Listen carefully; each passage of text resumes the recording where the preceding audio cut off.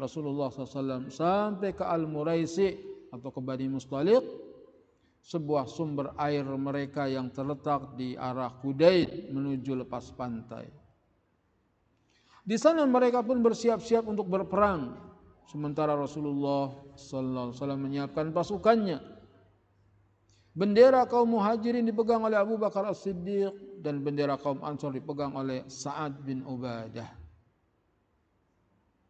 Maka mulailah pasukan itu saling melepaskan anak panah untuk beberapa saat saja.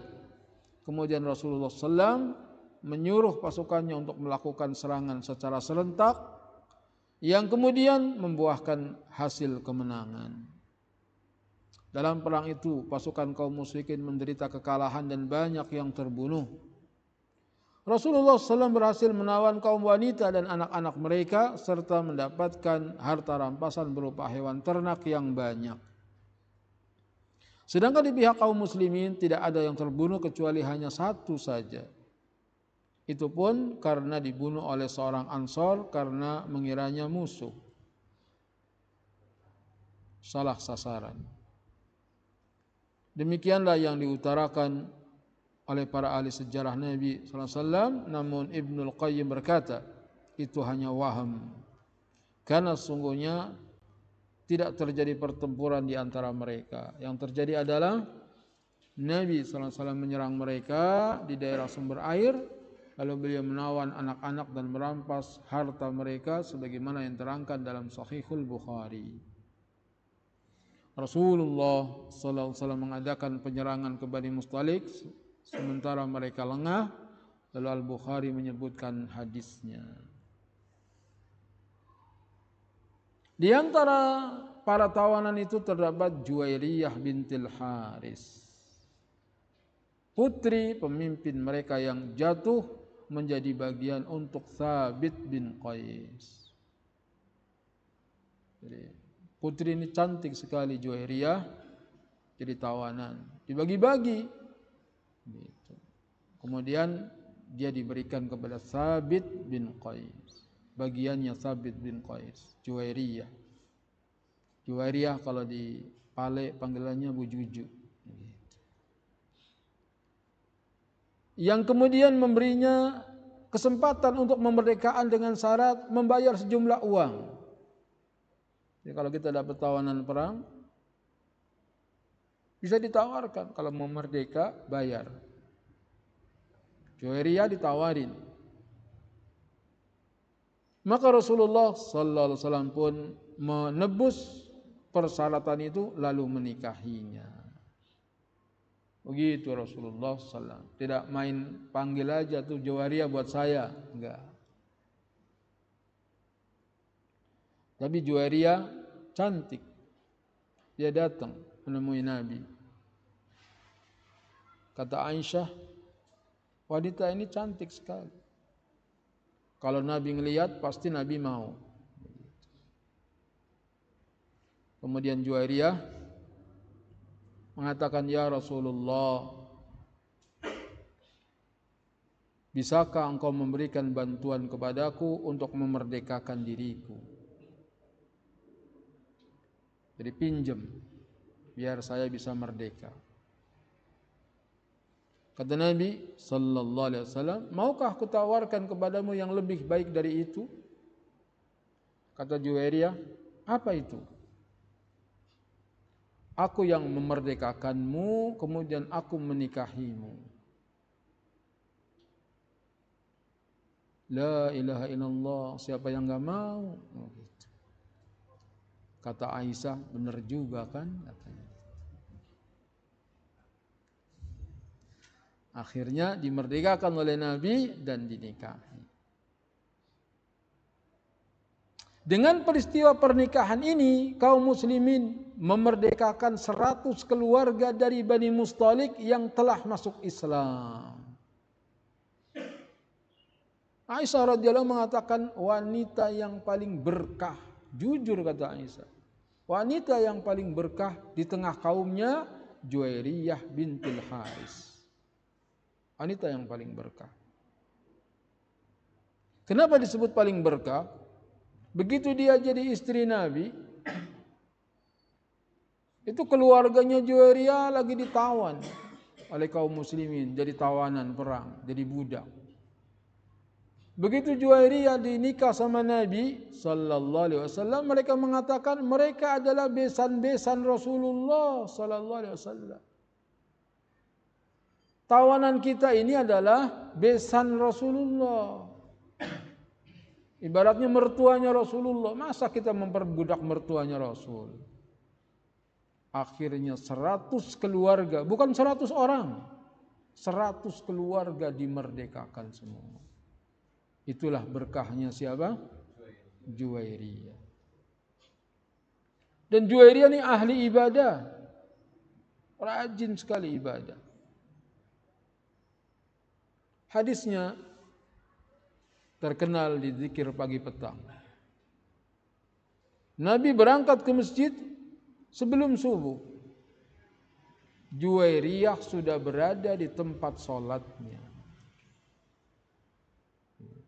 Istri Nabi itu sebelum subuh di rumahnya ada tempat sholat, udah duduk di situ zikir. Juwairiyah. Nabi berangkat ke masjid sholat subuh. Nabi pulang dari masjid waktu duha. Juwairiyah masih duduk berzikir kepada Allah. Lalu Nabi bertanya, apakah kondisimu masih seperti ketika aku meninggalkanmu? Dijawab, iya.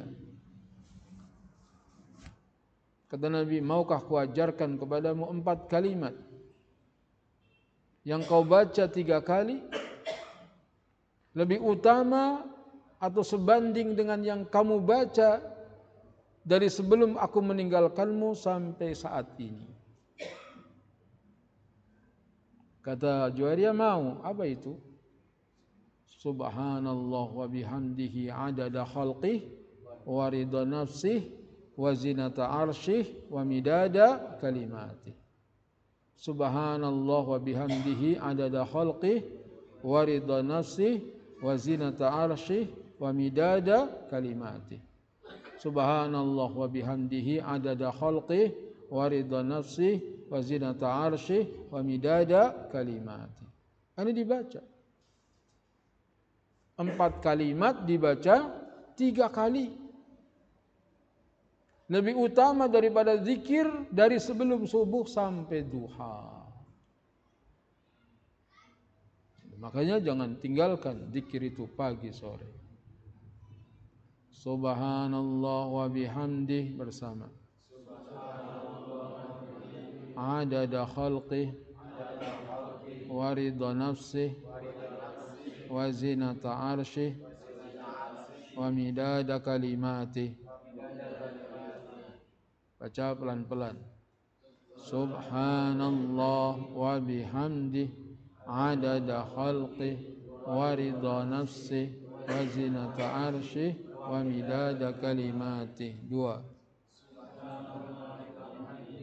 Adada khalqih wa zinata arsyih. 3. Wa bihamdih adada khalqih wa ridha nafsih.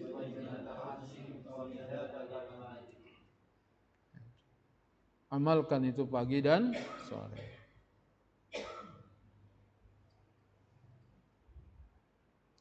Karena pemicu peristiwa-peristiwa yang terjadi pada saat perang ini adalah dedengkot utama orang munafik, yaitu Abdullah bin Ubay dan kroni-kroninya. Maka sebelum berbicara tentangnya, kami melihat perlunya terlebih dahulu memaparkan sesuatu yang menyangkut tingkah pola mereka di tengah masyarakat Islam, yaitu tingkah polanya siapa? Abdullah bin Ubay bin Salul, tokoh munafik. Insyaallah kita lanjutkan di pertemuan yang akan datang.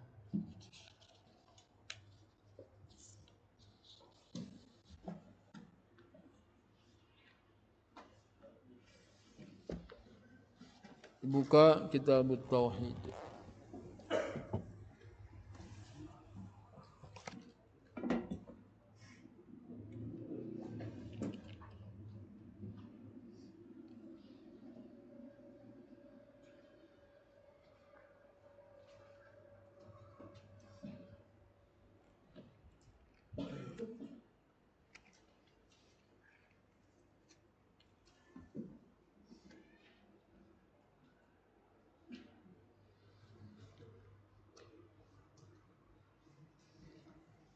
Bab takut kepada Allah.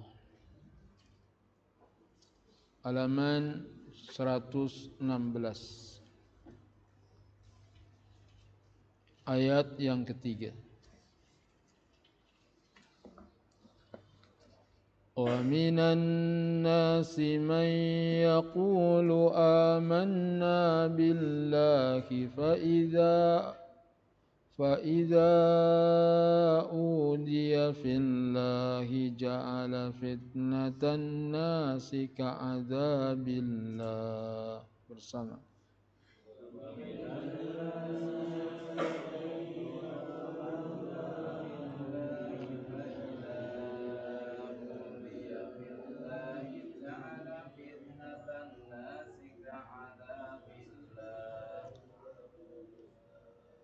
وَلَئِنْ جَاءَ نَصْرٌ مِّن رَّبِّكَ لَيَقُولُنَّ إِنَّا كُنَّا مَعَكُمْ.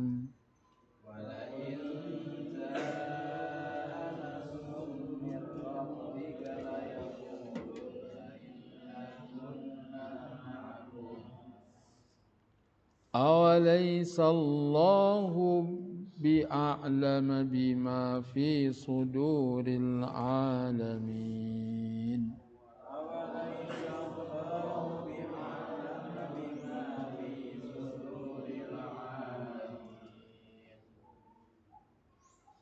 Alhamdulillah. Assalatu wassalamu ala Rasulillah.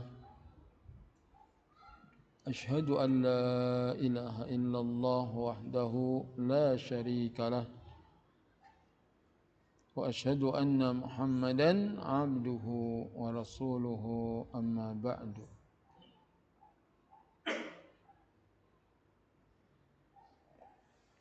Takut kepada Allah.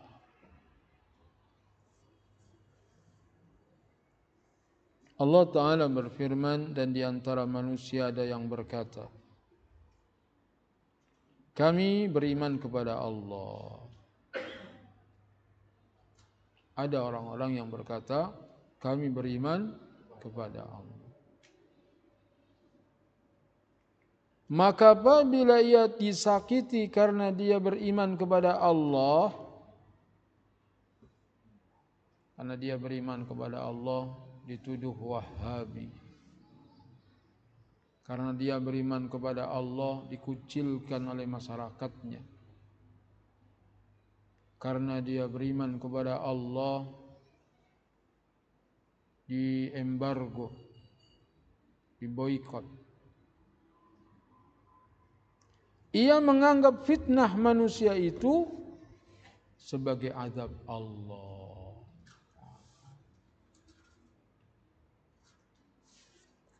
Gara-gara enggak jualan rokok, warungnya sepi. Akhirnya dagang rokok lagi. Kalau enggak jualan minuman keras, nanti enggak laku. Diancam-ancam begitu, digosipkan begitu. Karena beriman kepada Allah, karena taat kepada Allah, dia diganggu oleh manusia, dia pikir ini adalah azab dari Allah. Dan sungguh jika datang pertolongan dari Tuhanmu, mereka pasti akan berkata, sesungguhnya kami adalah besertamu. Kalau umat Islam dapat kemenangan, dia mengatakan sama, aku juga bersama kalian. Bukankah Allah lebih mengetahui apa yang ada dalam dada semua manusia? Jawabannya bala, tentu saja Allah tahu.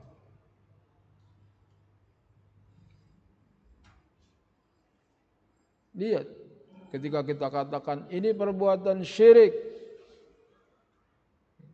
lalu ditekan orang. Enggak boleh kamu menuduh syirik, enggak boleh kamu menuduh bid'ah. Kamu harus klarifikasi. Kalau enggak, pesantrenmu ditutup. kamu diusir dari kampung, kamu begini. Ada nggak yang begitu? Nah, akhirnya besok bikin video apa? Klarifikasi.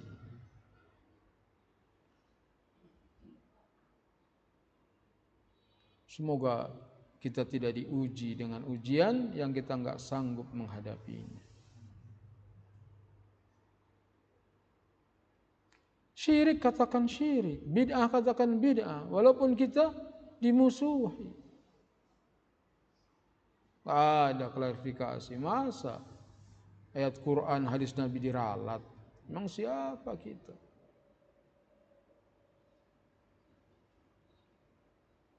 Diriwayatkan hadis marfu dari Abu Sa'id radhiyallahu anhu. Ini hadis perlu dimasukkan ke dalam hati kita. Sesungguhnya termasuk lemahnya keyakinan apabila kamu mencari keridhaan manusia dengan mengabaikan kemurkaan Allah. Yang penting orang suka walaupun Allah murka. Itu namanya orang yang lemah keyakinannya. Yang gak enak sih tetangga berbuat bid'ah, masa gak ikutan? Cari ridho manusia.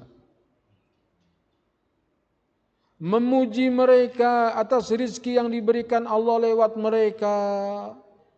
Dan mencela mereka atas sesuatu yang belum diberikan Allah kepadamu lewat mereka. Kalau mereka ngasih, oh Masya Allah dia orangnya khair, Masya Allah dia orang baik, dia begini, dia dipuji-puji. Padahal engkau dapat rizki dari Allah, cuma lewat mereka. Bersyukur boleh, berterima kasih boleh.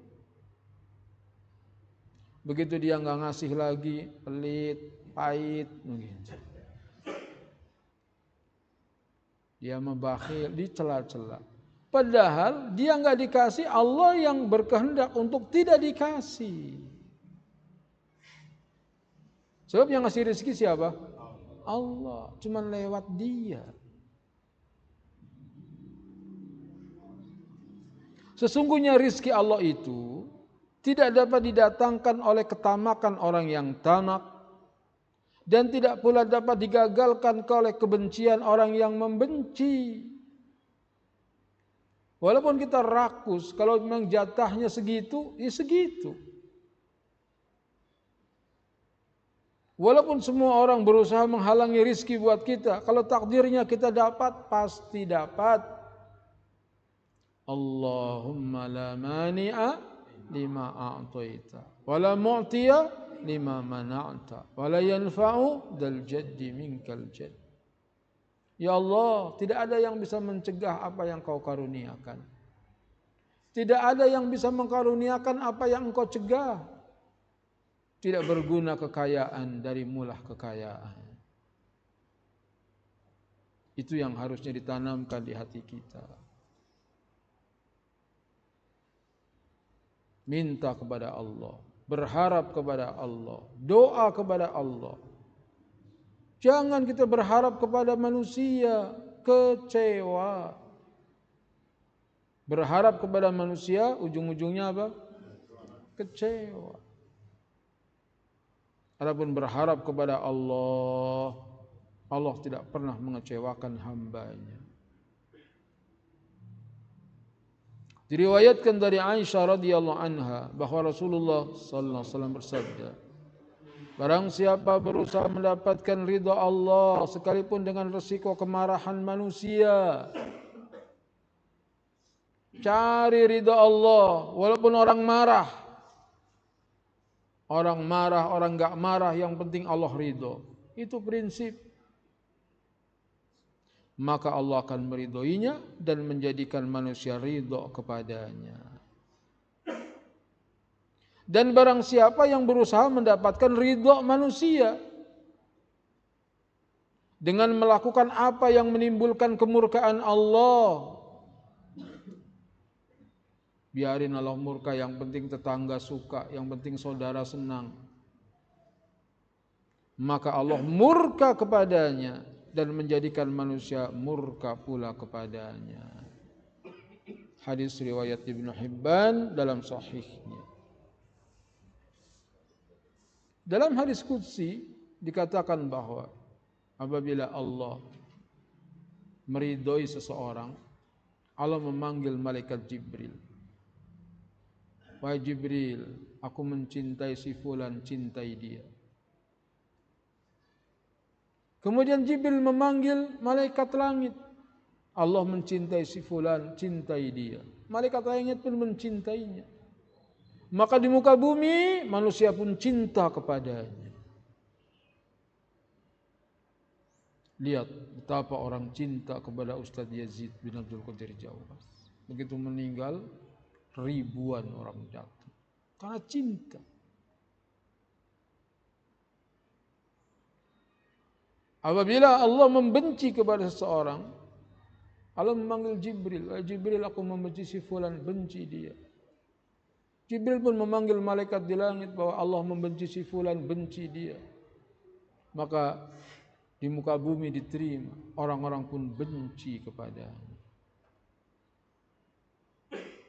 Makanya kalau kita dibenci orang, dicuekin orang, kok kita nggak tahu apa sebabnya? Aneh. Sebabnya engkau dibenci orang itu karena engkau tidak dicintai Allah. Kelihatan saleh, kelihatan salehah di depan orang. Ketika engkau sendirian, engkau tidak menjaga diri dari maksiat dan dosa. Itu yang membuat Allah benci. Akhirnya orang-orang pun benci. Subhanakallahumma bihamdika asyhadu an la ilaha illa anta astaghfiruka wa atubu ilaik. Assalamualaikum warahmatullahi wabarakatuh.